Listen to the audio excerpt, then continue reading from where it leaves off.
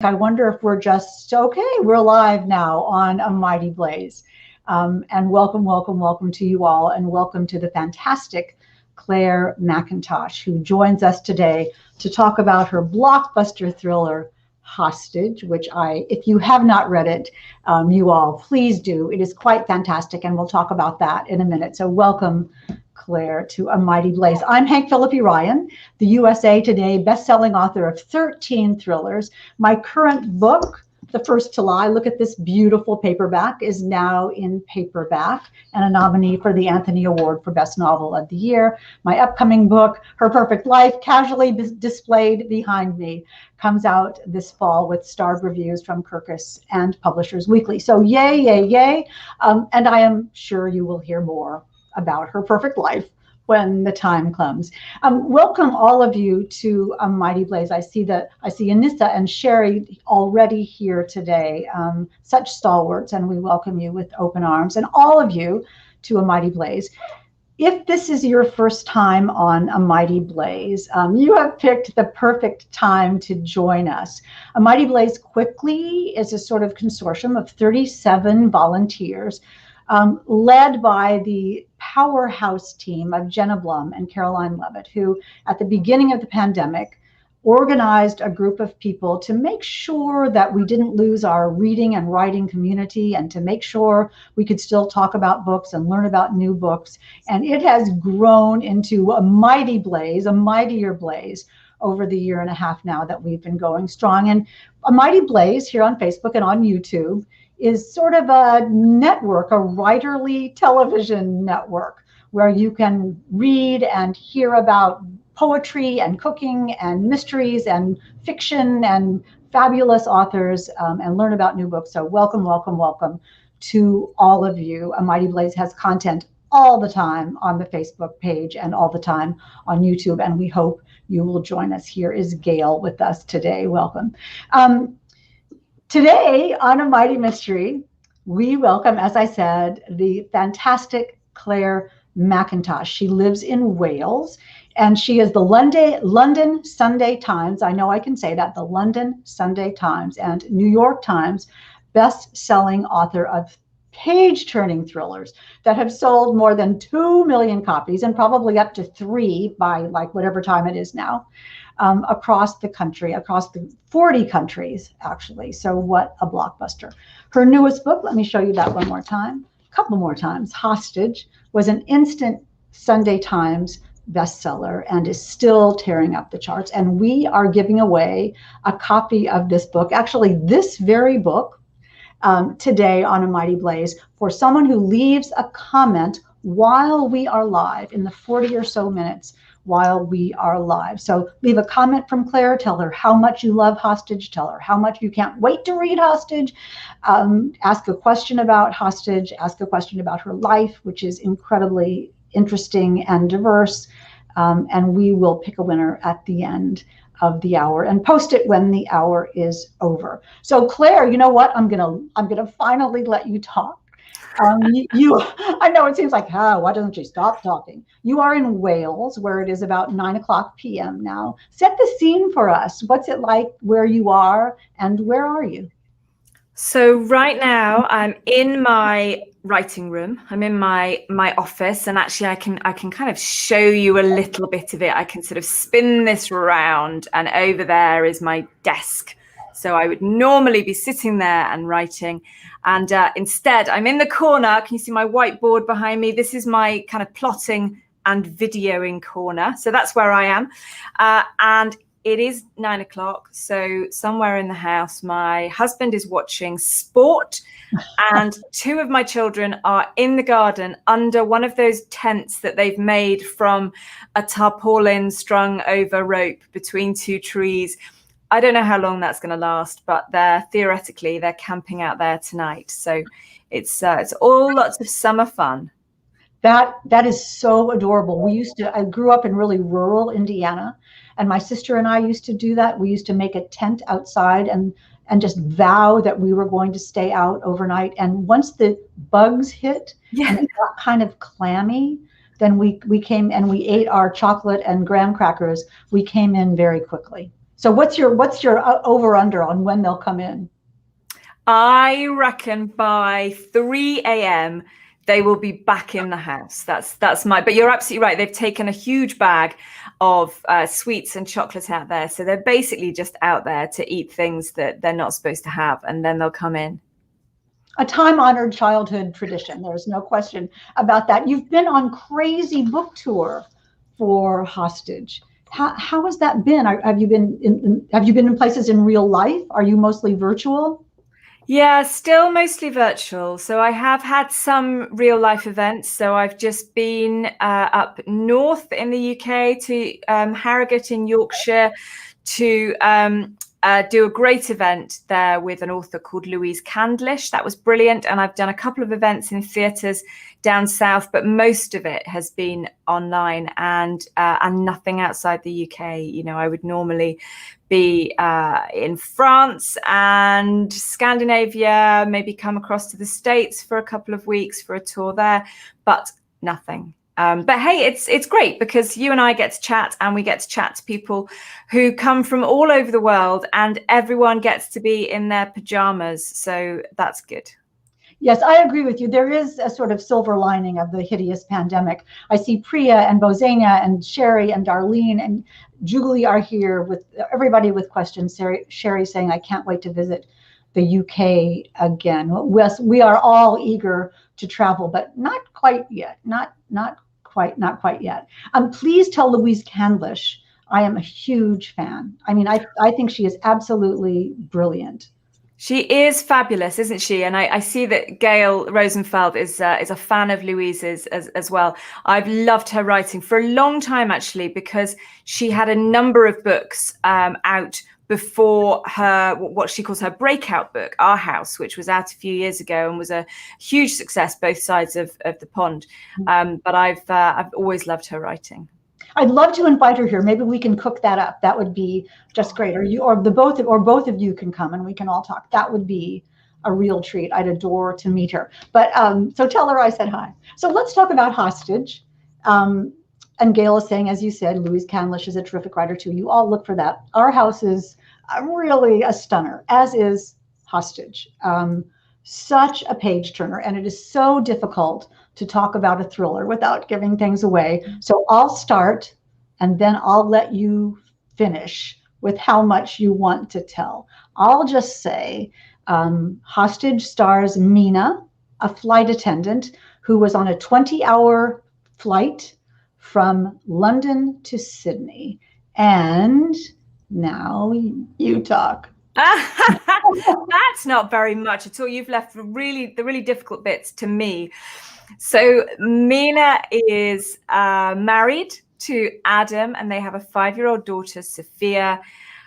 And Mina has left Sophia at home with Adam, keeping her safe, or is he?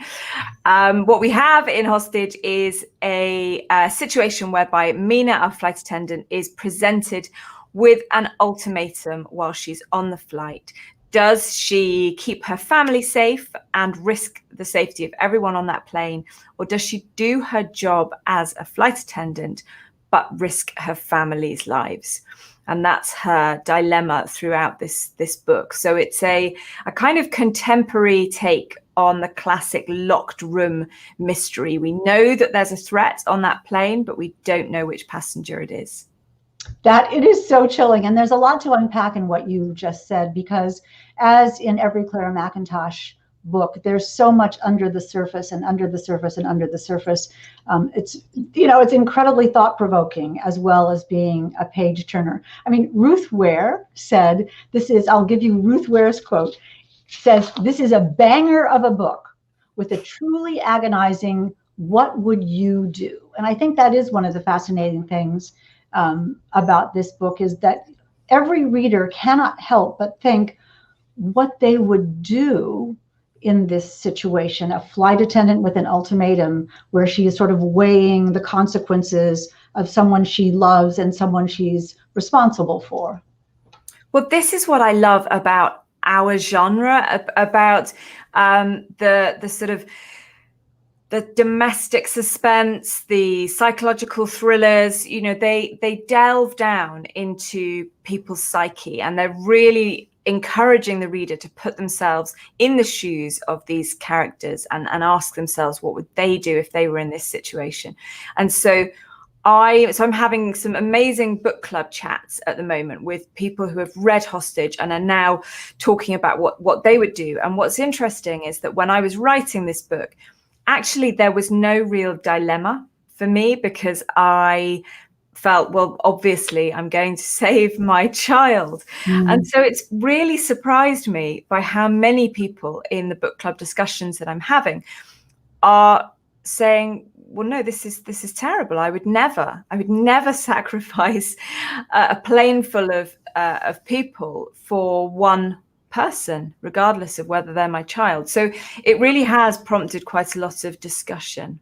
It's interesting because it is a sort of classic philosophical question about the value of love versus the value of numbers of people. The trolley problem. Do you save someone who you love to the detriment of other people who other people love? I mean, these aren't just passengers, but these are mothers, daughters, fathers, sisters, you know, family members, people who have family and people who care about them as much as Mina cares about the people that she cares about. And how do you, is that how you started? Is that the premise you started with? Yes, completely that. And I always loved, so what do you call them? A trolley debate. It's called the trolley problem. And it's some sort of quandary, conundrum, puzzle in philosophy where you're on a trolley and you have control of the trolley and it's going to crash. And in the trolley is someone you love. Something like this. If I get this wrong, you all, you just correct me in the comments. You can crash. If you crash the trolley, you'll kill yourself and someone who you love.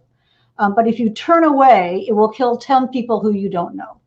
Okay. And you have that, and it's exactly the same. You have this amount of time, although Mina has 20 hours maybe to figure out the problem. But it is about the value of people in general versus someone you love. It's the same. Okay.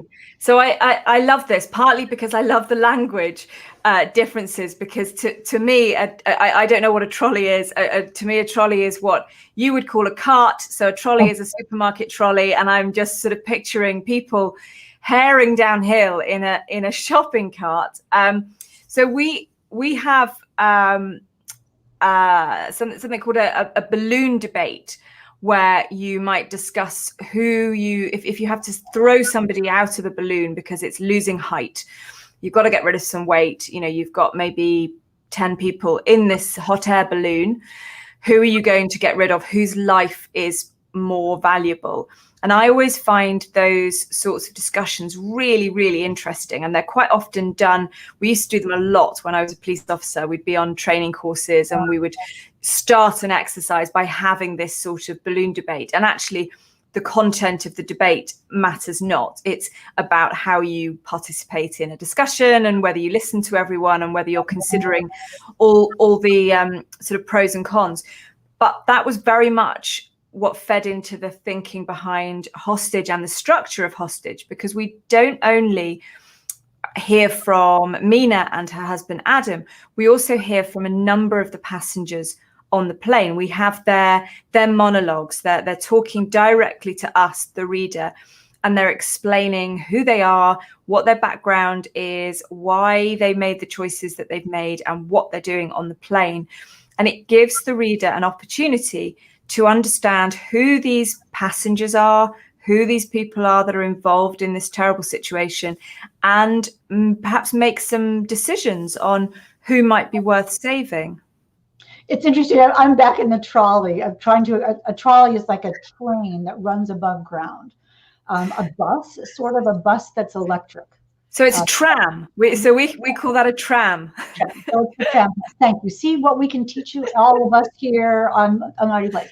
Yeah, a tram. Now we know this. It's the tram. I love it. We know this. And Julie has sent us the link now so that I can go away and learn all about the trolley problem. I know. And she says, Gayle is saying, I just wouldn't get into the balloon. You know, so exactly. Very sensible. That's hilarious. And I love what you said about the police training, and we'll go to your police background in a while, but I love what you said about the police training and listening to what the other people are saying, because you have cleverly, in such a wonderful, brilliant, writerly way, allowed us to, without having a whole different point of view, we're with Mina most of the time, get inside other people's heads, to not just be focused on Mina's decision or others' decisions on the ground, but Mina's decision. We don't just hear it from her perspective. Why did you decide to do that? And what was that like to do? It wasn't like that from the beginning. And this is something that happens quite a lot when I'm writing, that the first draft, it's the same story, but it has a very different shape to the second and subsequent drafts.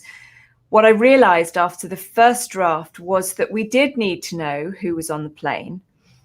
And we needed to know from more than one perspective. So it wasn't enough to just have Mina's perspective as a flight attendant. She will have one view of the people who are coming onto her plane, you know, the way they speak to her, the way they speak to each other, how they're dressed. But what I find so interesting as a writer, I think all writers find this interesting, is the way that people are very different beneath the surface. And what you can do when you're playing with points of view is that you can show how they appear to others, but then you can get inside their head and show the real them, or at least the them that they feel they're presenting. You know, there will always be a third way that the reader interprets. So it was a way of pushing the point of views a little bit to make the reader work a bit harder.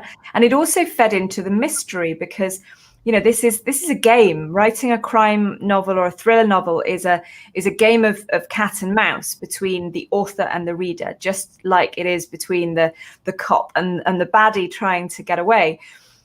We have to stay one step ahead. And what I could do with the characters on this plane was, I had the seating plan, you know, up there on my whiteboard.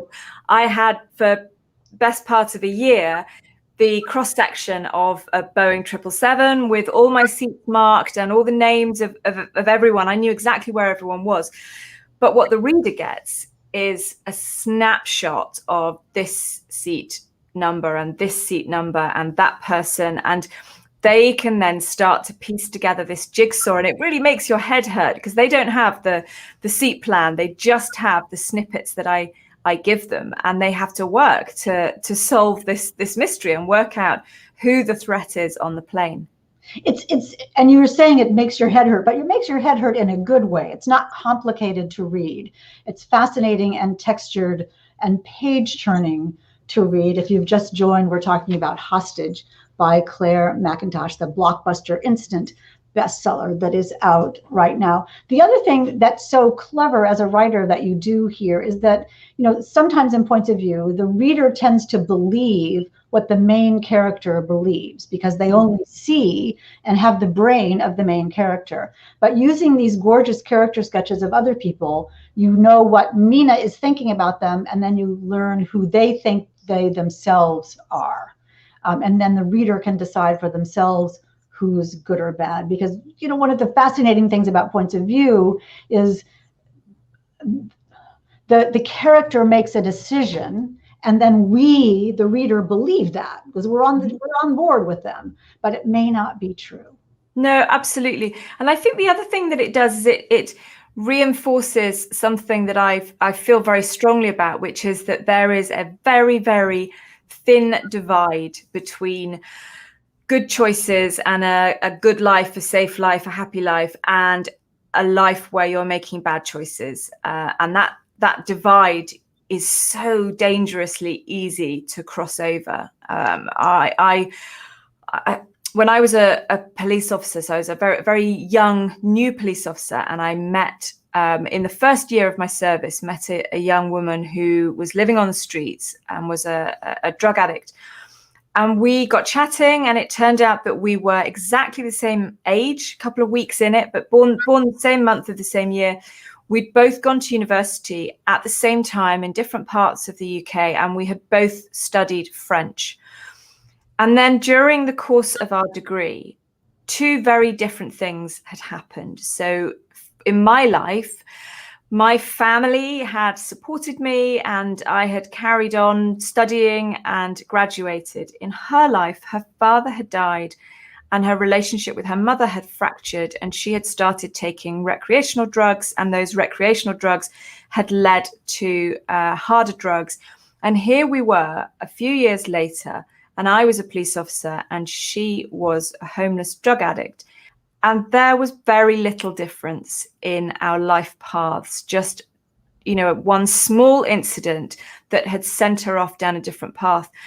And I've never forgotten meeting her, and I've never forgotten how fortunate I am, we all are, if we are living a life where we're not frightened and we're not pushed into making bad choices.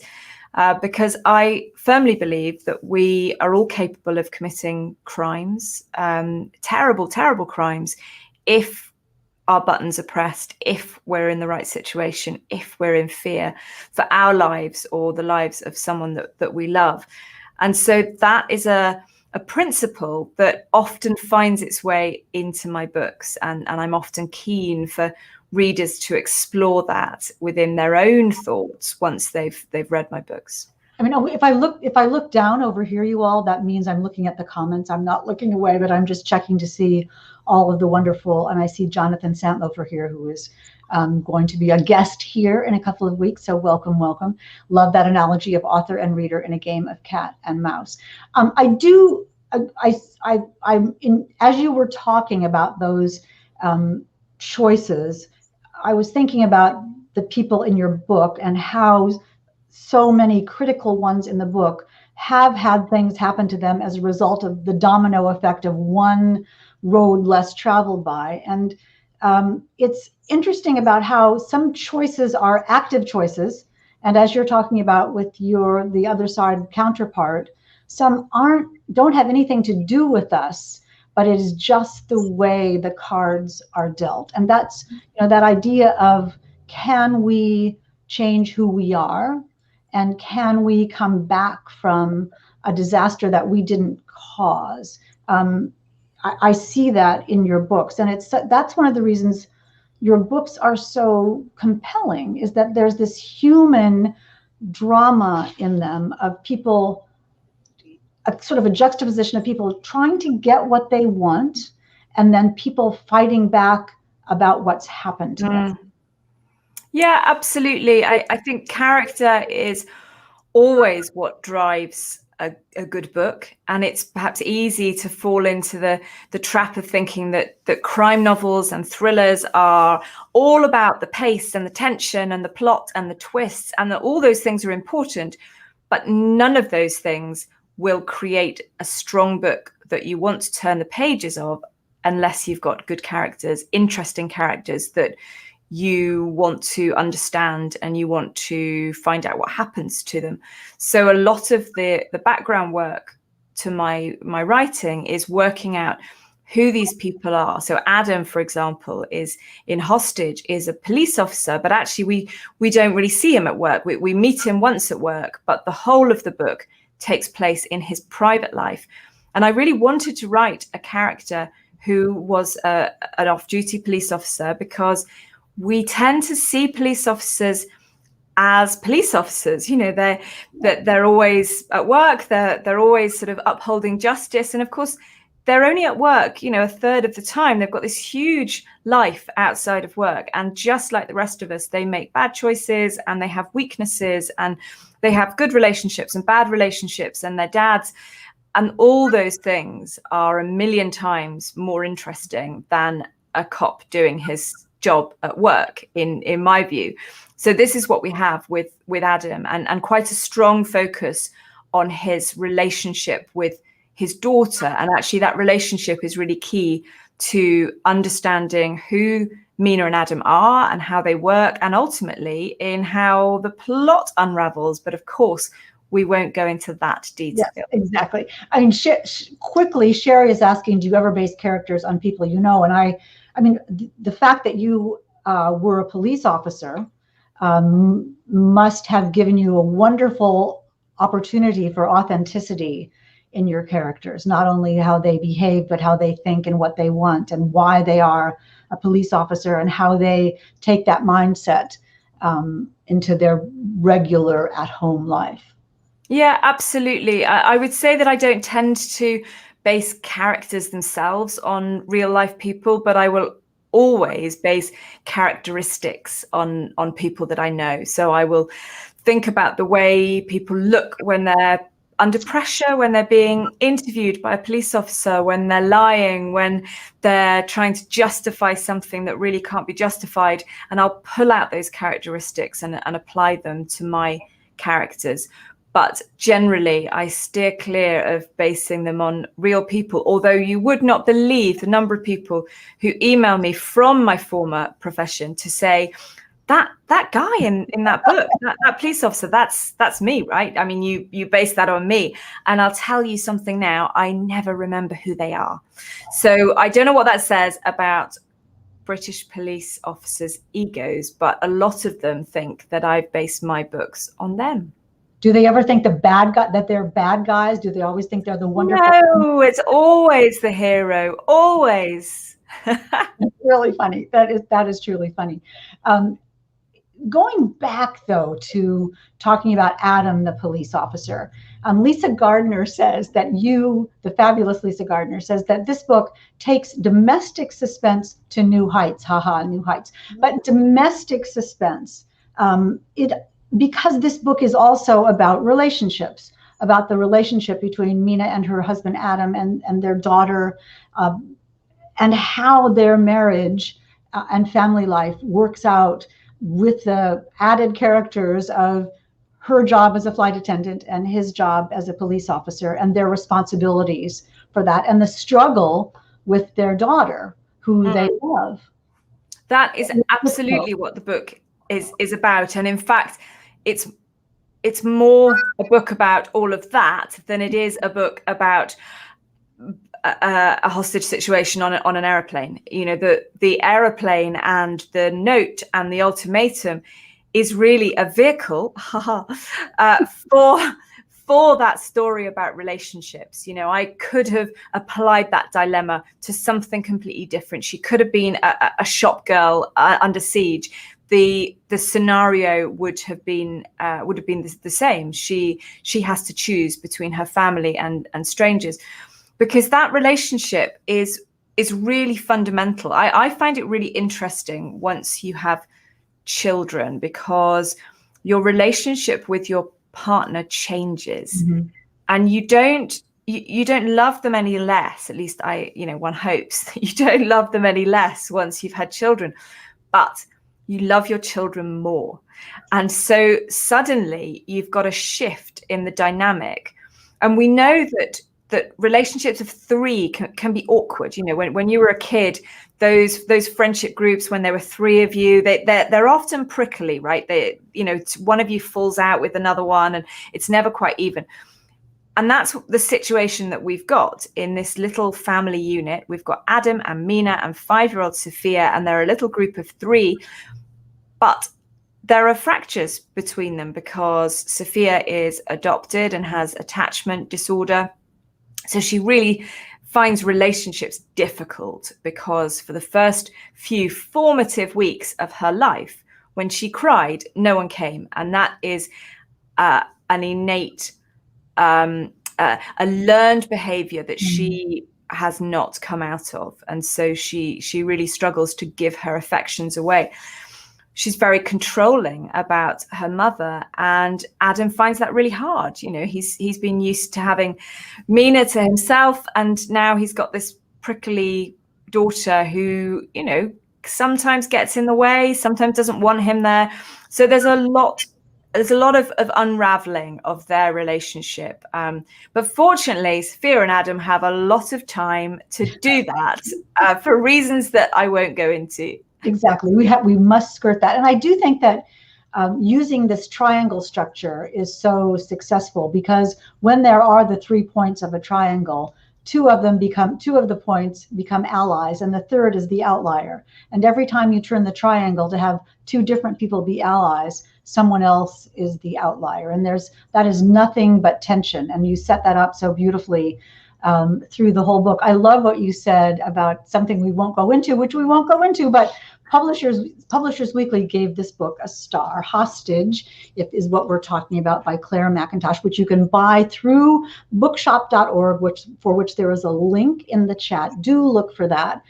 You do not want to miss this book, as I'm sure you have decided on your own without me telling you, but I can't resist telling you about that. A star from Publishers Weekly, which called it the airborne equivalent of a classic country house mystery, which it is. But as you say, just as much takes place on the ground as it does in the air. Now, you wouldn't have had it take place on the ground and have us be there. Mina could have just heard about it or not. Why did you decide to have that balance, again, of the two different places and not make it be just an in-the-air thriller?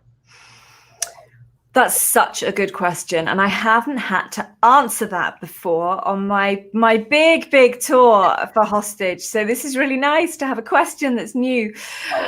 Lots of reasons. So firstly, this is not an action thriller. You know, it's high octane. There's lots of pace, lots of tension, but this is a psychological domestic suspense novel, and actually rooting it in the home was really important to me, because ultimately that's where this relationship between the family members begins. It's where it's going to end. It's where it needs to solidify for them to be a happier family than they were at the beginning.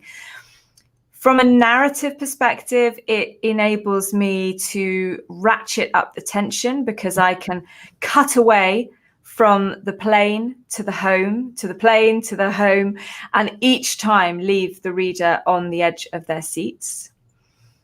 Exactly. And it works so beautifully, because just as we're thinking, okay, now we're going to find out something, we go back to the ground where something equally interesting, let me just use that word, where something equally interesting is happening. And again, we were talking earlier about the readers being smart, and you have to, as the author, have to stay one step ahead of them. And that does give you, if any of you who are listening today are writers, that is a way that you can obviously do that, is that you stop the action and then start it again with something that is equally interesting. And I love how your books, you were talking about being, excuse the word, grounded in the family at beginning and end. And it does start so sweetly with the mother and daughter, with Sophia and Mina on the way to school, and Mina teaching Sophia something and encountering a very relatable, very endearing, very understandable difficulties in the most minor way, and we see how she deals with that, and we love Mina as a result of that, for her perseverance with her daughter and her understanding of the situation, and also her sort of inner thoughts, inner dialogue about other people that she would never say out loud, which I assume is something that a flight attendant must really be good at. I think they must. I mean, I have huge admiration for anyone who works with the public. You know, I know what it's like being in uniform, being sort of seen as the uniform, being seen as one sort of person, when perhaps underneath you're a very different person, or doing a very different role. And flight attendants are very much like that. They are actually that they're there to perform a hugely important role. They're there for your safety, to make sure that in the event of a crash, that you're kept as safe as you possibly can be. And yet they're treated like waitresses. You know, people snap their fingers. They, ask for another cocktail. They want more pretzels. They want another blanket. I think it must be a really, really tough job. And all the time they've got the smile on their face, regardless of how they feel. And I love that bit on a plane where they dim the lights in the cabin and they close the curtains. they they're almost off duty. They're chatting about their boyfriends, their girlfriends, they're having a cup of coffee, they're flicking through a magazine. And if you go and use the bathroom and you just go through that curtain, it's exactly like walking backstage at a theatre, you know, glimpsing behind the curtain. And so I really wanted to write that sort of behind the curtains look at what a flight attendant is doing in this terrible situation. I wrote a book a long time ago called Airtime, completely different kind of story. But the first line of Airtime is, "It's never a good thing when the flight attendant is crying." You can tell. And I do love that glimpse of that too. And you do that so beautifully, taking us behind the curtain, how the flight attendants speak with each other, how they talk about the passengers, how they talk about their own duties and their responsibilities to each other, and how you have to be instantly on a team with someone, and how you have to instantly trust the other people because they are your support system on this plane, even though you don't really know who they are. As you were talking about it being a police officer in the uniform, when you have the uniform of a flight attendant or a pilot, a captain, you assume a lot of things about those people. Yeah, absolutely. And you have to trust them instantly. But of course, you don't know why they're there or whether they've got a hidden agenda. So a lot of Hostage is about trust, and you know, can we trust the people around us, even if they're related to us, even if we're working together? Can we trust them? And this is what Mina is trying to teach Sophia at the beginning, to trust herself and to trust her mother and to trust that things will all work out fine. And that is a very sweet moment. I mean, I love the title Hostage because it's not just about hostages on the plane, but it's about how we're all hostage in certain ways to our careers, to our families, to our relationships, to our jobs, to our goals, you know, to what we want. We're all hostage to those kinds of things. Is that where the title came from? Like, you're like, no, Hank, it just means hostage. It absolutely does mean all those things. A hostage to fortune, to fate, hostage to our emotions. Yeah, it's a very good title, and I can say that because I didn't think about it. I didn't think of it. I'm terrible at titles. Do you think of your own titles for your books? Well, do I think of them? Yes, I always think of them, but do they use those? Not always. When you hit one, you hit. When it's the right title, Her Perfect Life, then that was always it. Some of them were third and fourth and fifth choices. What was the first title of the book? Can you tell us? I don't think it had one. Oh, I'm trying to think. I just don't think it had a title for ages and ages and ages. The balloon problem. That would be good. No. Yeah, do you know what? I can't remember. I'm pretty certain that this was just untitled. Huh? I generally have a working title, but I can't for the life of me remember what this one was. And I've sort of given up being able to think of. I think I've only thought of one title for my books that we kept, and that was Let Me Lie, which is another sort of lovely double meaning. But otherwise, my brilliant editor has come up with my titles, or After the End was a sort of group effort of constant. It was about 6 months of brainstorming before we found the perfect title. And I'm just going through that process now with next year's book, which I thought was going to be called one thing and now has no title again. So I'm back to square one with that book. Well, with your first book, I Let You Go, which I can't let you go without talking about this briefly, what came on the scene with just a brilliant explosion of wonder. Everybody was reading I Let You Go. And if you haven't read this, all of you out there in Facebook and YouTube land, please look for I Let You Go. I still gasp. I'm trying to get this it's hard to show on Facebook here in the lights. I still gasp when I think about this book. How did you get to be from a police officer to writing a really iconic, really classic thriller like I Let You Go? I just wrote it, Hank. I think that's the beauty of your first novel, is that you don't think too much about it. You don't think about who's going to read it or whether, you know, anyone will. You just write it because it's a book that you need to write, a story you need to tell. So I had left the police, but kind of. I was on a career break. I took a career break because I never saw my children, and I wanted to do something that I could do from home for a couple of years while they started school. So I started writing for magazines and newspapers, and I wrote for businesses. I did copywriting. I wrote social media content, all sorts of things, anything to do with words. And at the same time, I wrote I Let You Go. And then I've been very, very fortunate because I Let You Go took off and sold all around the world. And I've been a full-time novelist ever since, which has, you know, been incredible. So the real challenge was not how did I go from a police officer to writing I Let You Go, but how I managed to write another book after I Let You Go had proved so successful, because it was not an easy process. And I felt under enormous pressure to try and do the same thing again. I'm sure. I mean, I remember as a reader, and I just dropped something I wanted to show you. I remember and there's no casual way to pick it up without just bending over and picking it up.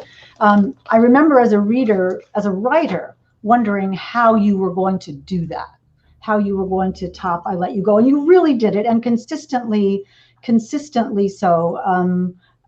And congratulations for that. But let me rewind a little bit. How did you decide to be a police officer? That's fascinating to me. I walked into the wrong room at university. I wanted to be a management consultant. Well, did I want to? I didn't want to. I thought it would be a decent job to have. And I was late and I couldn't find the lecture theatre.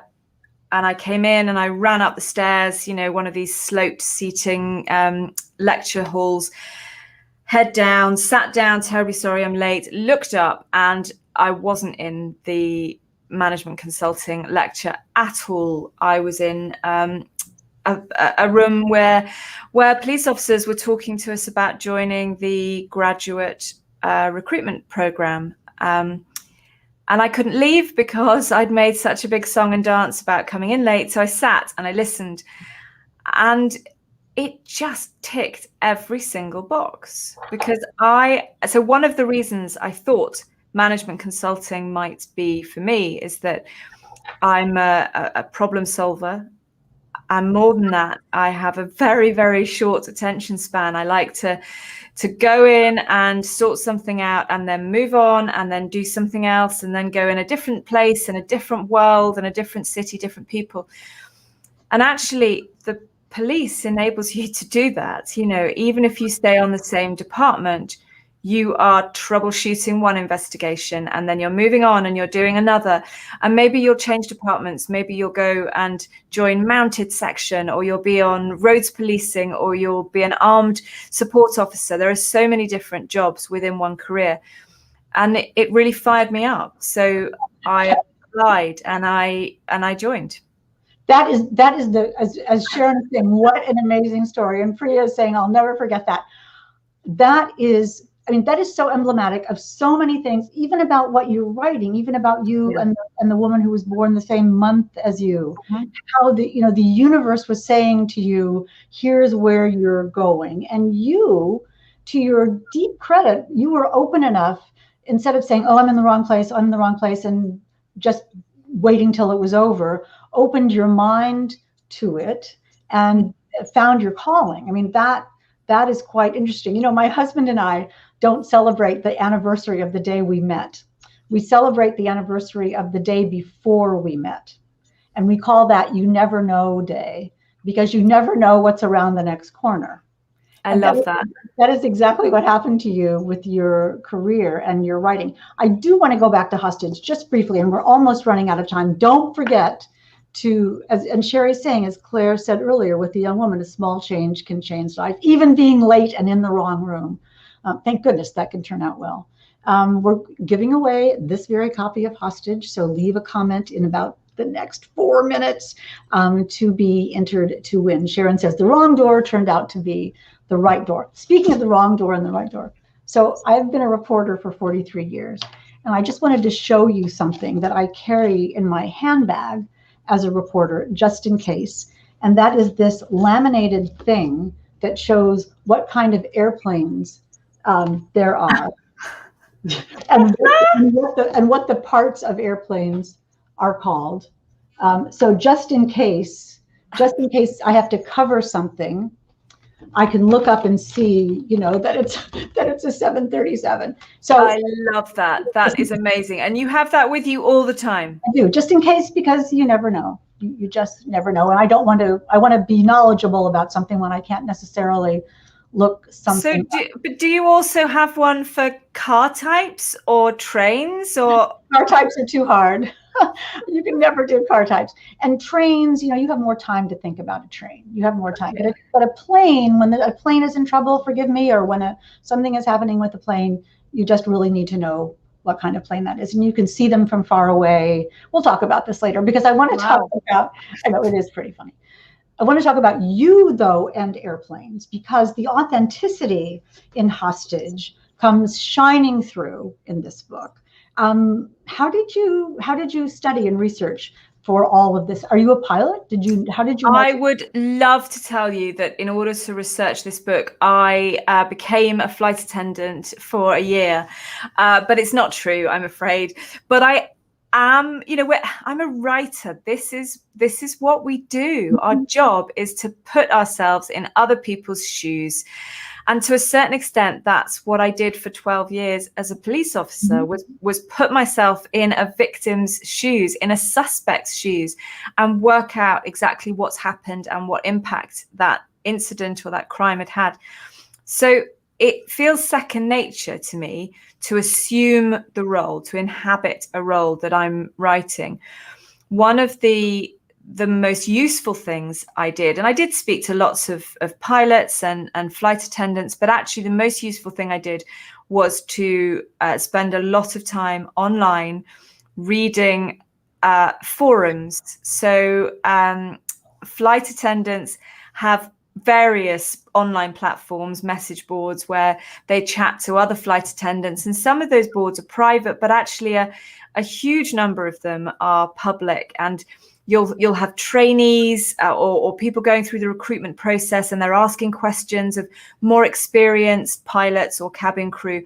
And what you get there is the jargon. You get a real sense of what their priorities are, how they refer to other passengers, how they manage their rotas, all those sorts of things. And that enabled me to write very authentically about a role that I've never done myself.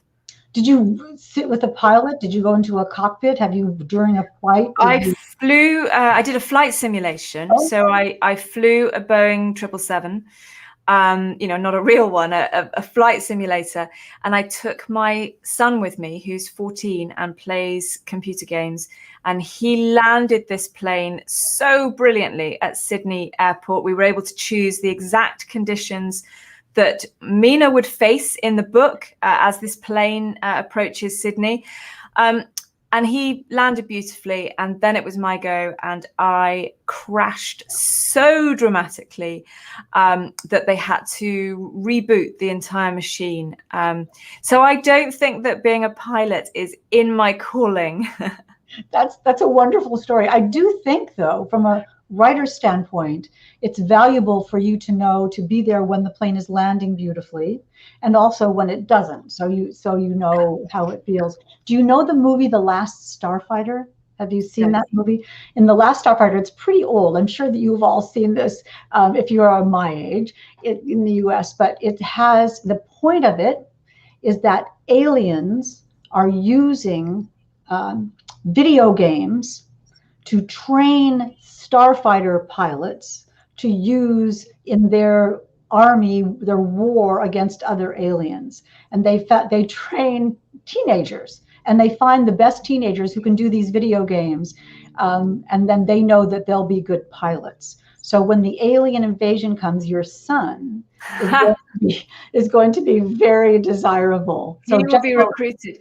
So this does not surprise me, because as part of my research into airplanes, but also into terrorism, I learned that terrorist organizations use video games as part of their training to be a pilot. They will use video games, and then they will graduate to flight simulations. And technology is so brilliant, and computer games are so realistic, that they are effectively learning how to fly a plane at home, which is rather terrifying. And also, I read somewhere that they use games like that to make it seem less real when they actually have to kill a person, that it seems like a game. That makes awful sense. Awful sense is exactly the right thing. Claire, we have gone on way longer than I ever thought we would be. You're so marvelous, and I hope you will look at Gayle saying best mom ever, Claire. I will screenshot that for my son right now. Exactly. Although I'm sure he still thinks that. I hope you will look through the comments when we're finished today, because the love for you and the admiration for you and the enthusiasm for your books and for Hostage is just coming through, and I don't want you to miss that. It will be quite... You guys, you're all fabulous. And what I'm going to do, so I'm not going to do it tonight, because here in Wales it's almost 10 o'clock and it's pretty much cup of tea in bed with a book time. But tomorrow I'm going to come back on, and I know some of you have asked some questions about my writing practice and what's coming up next, and I will come back in tomorrow and answer those questions. Thank you. That's so generous of you. I was looking around while you were talking because I wanted to show next week's book, Megan Abbott's The Turnout, and it's on the other side of the room, which I forgot to bring over to my desk. So I'm not going to go over and get it, but imagine The Turnout, about ballet by Megan Abbott. And we will hear about that book and hear from Megan Abbott live next week on A Mighty Mystery at 4 p.m. ET right here on A Mighty Blaze. But today, Clare Mackintosh, we are so honored to have you here today. This is a terrific book and quite a marvelous achievement. And thank you so much for staying up late to be on A Mighty Mystery. Thank you for having me, Hank. It's always such a pleasure to talk to you. Thank you. And you all too, come back next week. Let us know what books you'd like us to read and what authors you'd like us to interview. I would love to know that. Just message me on Facebook. And until then, keep reading, keep talking about books. Don't forget to buy Hostage by Clare Mackintosh, not to be missed. Stay safe, and we will see you next time.